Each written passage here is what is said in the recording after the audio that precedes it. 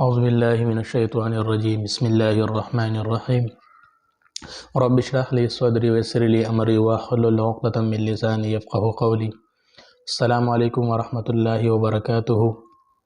څنګه ملګرو ټیک ټاک خیر امید داره به چې ټول به برابر یا سور کې به صحت پجامه کې به ان شاء الله تعالی نن داسې یو ښایسته مزیدار عمل ښایو چې د جمعې مانځه نه بعد یو انسان عمل وکړي. دا حضرت عایشه رضی الله عنها نه روایت دی چې کوم انسان دا عمل وکړي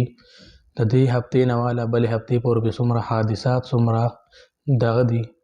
ټینشنونه څومره پریشانۍ نه دي الله پاک ورله هغې نه به محفوظ ساتي. هغه عمل څه دی؟ نارینه هم کولی شي زنانه هم کولی شي، خو چې نارینه د جمعې په ورځ لمونځ وکړي جومات کې نو دا عمل دی په جومات کې کوي سورت اخلاص وویري دغه شانتې قل اعوذ برب الفلق یعنی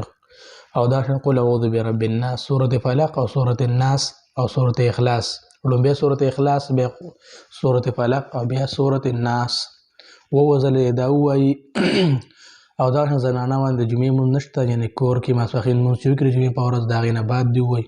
نو چې دې هفته کې وي را روانې هفتې پورې به انشاءالله تعالی ټولو غمونو پریشانیو نه په امن وي.